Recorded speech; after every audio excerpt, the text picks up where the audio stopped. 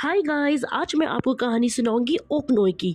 ओकनोय जो एक 17 साल की झल्ली सी और अलहड़ सी लड़की है जिसे किराए पे लाया गया था वारिस पैदा करने के लिए। तो कहानी की शुरुआत ऐसे होती है। संघ परिवार का एक लौता बेटा है जिसकी शादी को 12 साल हो गए थे, लेकिन उसे कोई संतान नहीं थी। सांग की बीवी न जाने कितने नुस्खे, पूजा पाठ, जादू टोना हर एक चीज करके देख चुकी है, लेकिन कहीं पर भी कोई रोशनी नहीं दिखी। यहाँ तक कि सांग का पूरा परिवार एक वारिस की आस में हर साल एक बड़ी पूजा भी रखवाता है, लेकिन उसका कोई फायदा नहीं होता। एक दिन सांग की दादी ने उसकी ये चिंता अपने भाई के बेटे शिन के सामने रखी। शैन की दादी ने शिन से कहा, हम एक इज्जतदार समाज से हैं, हमारे यहाँ दूसरी औरत रखने का रिवाज तो नहीं है। लगता है इस घर के वंश को हम आगे नहीं बढ़ा पाएंगे। शिन बोला, एक रास्ता है, हम केवल वारिस पैदा करने के लिए किसी को ला सकते हैं और किसी को पता भी नहीं चलेगा। ये सुनकर शैन की दादी ने कहा, पता नहीं वो लड़की कैसे परिवार से होगी, कैसी परवरिश होगी। शीशी नाना वो हमें वारिस नहीं दे सकती। दादी की ये बात सुनकर शिन बोला, एक ऐसा गांव है जहां ऐसी औरतें रहती हैं जो बड़े घर के लिए वारिस पैदा करती हैं, और अगर वो लड़के के बजाय लड़की पैदा करती है तो उन्हें यही अपनी माँ के साथ छोड़ दिया जाता है। तो यहाँ की लड़कियां दरअसल बड़े घरानों के मर्दों की पैदा की गई होती है, किसी नीच परिवार से नहीं। शिन की ये बात दादी को जच गई। अगले दिन शिन एक दलाल को लेकर उसी गाँव पर चल पड़ा जहाँ पर सिर्फ लड़कियां ही रहती है जिनके पास कोई पिता का नाम नहीं है। गांव के रास्ते में एक सुंदर सी, अलहड़ सी और झल्ली सी लड़की गाय के बछड़े को पकड़ते पकड़ते उन लोगों से टकरा गई, पर वो अपने में ही मस्त थी। उनकी तरफ उसने तो ध्यान ही नहीं दिया। गांव पहुंचते ही गांव के मुखिया ने कहा, लड़का हो या लड़की ये तो भगवान के हाथ में, लेकिन जो भी हो दाम देना होगा। अगर लड़का हुआ तो 5 टुकड़ा जमीन और लड़की हुई तो 2 टुकड़ा जमीन। और उन्होंने कहा, चिंता ना करे, अगर लड़का हुआ तो आपका और लड़की हुई तो इस गाँव की होकर रहेगी। फिर उस गाँव के मुखिया ने कुछ औरतों को उनके सामने रखा।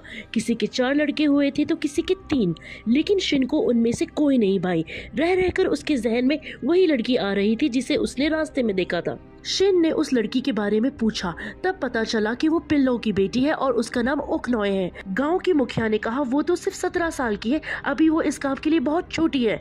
लेकिन शिन ने उसे दुगना दाम देने का लालच दिया। भले ही पिल्लो गरीब है, लेकिन अपनी बेटी के साथ बड़ी मुश्किल से गुजारा कर रही है, लेकिन फिर भी वो उसकी किस्मत वैसे नहीं बनाना चाहती जैसे उसकी है। वो उसकी शादी किसी अच्छे घर में करके उसे बसाना चाहती है, लेकिन ये चीज एक सपना ही रह जाएगी, क्योंकि इस गाँव की लड़कियों से कोई शादी नहीं करता। अपने मन को कर पिल्लोय राजी हुई, लेकिन ओकनो को अभी तक इस बात की गहराई का अंदाजा नहीं है। उसे तो लगता है यहाँ की सब औरतें यही करती है, यही तो उनका काम है। ओकनोय ने ये भी सोचा कि उसकी माँ तो बूढ़ी हो चुकी है, एक वारिस ही तो पैदा करना है, उन पैसों से वो अपनी माँ के लिए कुछ करना चाहती है। अब रस्म शुरू हुई। उसकी पीठ पर थप्पा लगा दिया गया। फिलोय ओकनोय का सामान बांधने लगी। वो अपनी बेटी को अच्छे से जानती है। वो बड़ बोली है पर मन की साफ है, बहुत भोली है, कभी बाहर नहीं निकली, दुनियादारी क्या है वो नहीं जानती। ओकनोय की माँ ने उसे समझाया, याद रखना तुम एक अच्छे काम के लिए जा रही हो, अपने आप को कभी नीची नजर से मत देखना, कभी किसी के प्यार में मत पड़ना और कभी किसी से कोई उम्मीद मत रखना। पहली बार ओकनोय अपनी माँ से दूर जा रही थी। दोनों गले लगकर खूब रोए। रात के अंधेरे में एक लंबा सफर तय करने के बाद सुबह होने से पहले ओक को लोगों की नजरों से छुपाकर आंखों में पट्टी बांधकर एक कमरे में लाया गया। शिन ने शैंग की दादी और उसकी पत्नी को खबर दी। दोनों ओकनोय को देखने पहुंचे। बेचारी गरीब और अनपढ़ ओकनोय घर के तौर तरीकों से अनजान है, ना बैठने का ढंग ना बात करने का। भूली ओकनोय ने तो बातों बातों में कह दिया, मुझे जोरों से भूख लगी है, बहुत देर से कुछ नहीं खाया। और जब खाना परोसा गया तो इतने तरीके का खाना उसने अपनी जिंदगी में नहीं खाया था। बिना कुछ सोचे समझे वो खाने पर टूट पड़ी और इतना खा लिया कि बेचारी के अगले दिन पेट में दर्द शुरू हो गया। यहाँ सांग ये करने के लिए राजी नहीं हो पा रहा। फिर उसकी पत्नी ने उसे समझाया, हमने 12 साल तक कोशिश की ना, जिसने जो कहा मैंने वो सब किया, लेकिन शायद ये खुशी मेरी किस्मत में नहीं है। अब मुझे ये मान लेना चाहिए और वही करना चाहिए जो इस परिवार के लिए सही है। अब सही वक्त का इंतजार होने लगा जब दोनों को मिलवाया जाएगा। हर दिन ओक को नई नई चीज खिलाई जाती ताकि ये निश्चित हो कि लड़का ही हो। गांव भर में घूमने वाली ओकनॉय, जिसके पैर जमीन पर कभी घर की दहलीज पर टिके ही नहीं, आज वो एक कमरे में सिमट गई है। उसका घर से बाहर निकलना मना है। उसे तो ये भी नहीं पता कि वो अब कहाँ है, किसके घर में है। सब कुछ गुप्त रखा गया है। इधर संग को राजी करना बहुत मुश्किल हो रहा है। सभी बड़ों ने उसे समझाया, खानदान का नाम आगे ले जाना बहुत जरूरी है, वरना उसका और उसके पूर्वजों का वंश यही खत्म हो जाएगा। अंत में संग राजी हुआ। एक दिन संग की पत्नी खुद संग को ओकनॉय के कमरे में छोड़ने आई। पहली रात तो दोनों के लिए मुश्किल थी। संग की पत्नी तो रूम के बाहर ही बैठी रही। इस तरह कई संगी करते हुए संग और ओकनॉय एक दूसरे को पसंद करने लगे। ओकनॉय की जिंदगी में वो पहला मर्द था और उस जैसी कमसीन हसीन चुलबुली लड़की को देखकर संग को भी वो पसंद आ गई। अब तो वो छुप छुप कर मिलने लगे।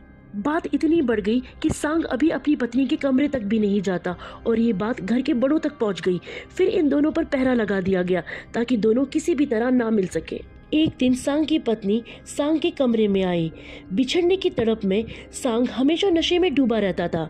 सांग की पत्नी ने सांग से कहा, पता है मैंने सपने में सांप देखा है और कहते हैं सपने में सांप देखने से लड़का पैदा होता है।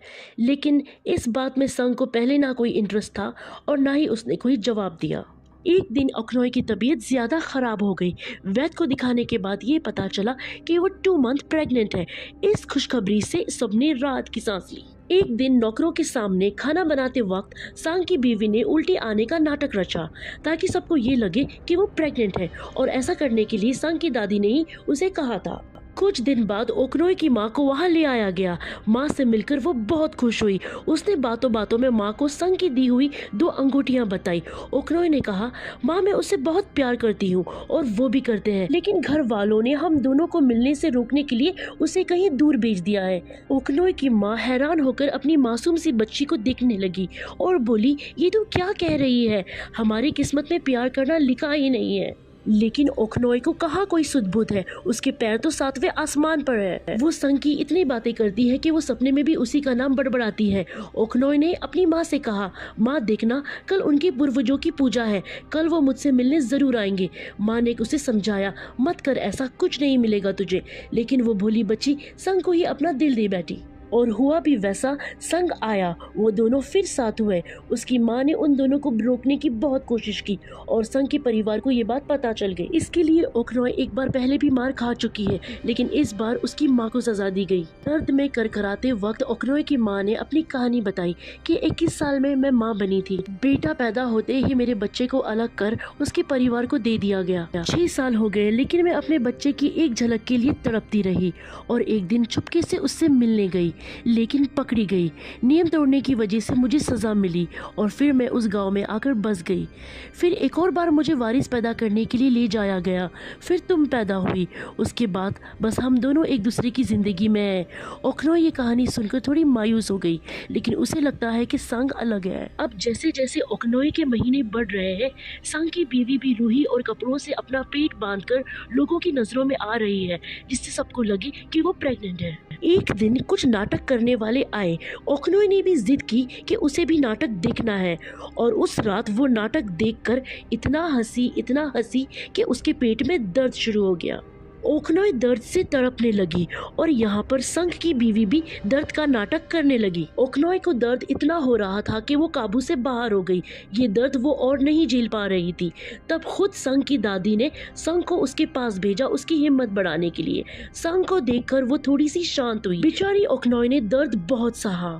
आखिरकार उसे एक बेटा पैदा हुआ जो उसकी और संग की प्यार की निशानी है। संग भी उसे देखकर रो पड़ा, क्योंकि इसके बाद जो होगा स्थिति उसके हाथ में नहीं होगी। जल्द ही संग के परिवार को खुशखबरी का पता चला और संग की पत्नी नौकर समेत वहां दौड़ पड़ी।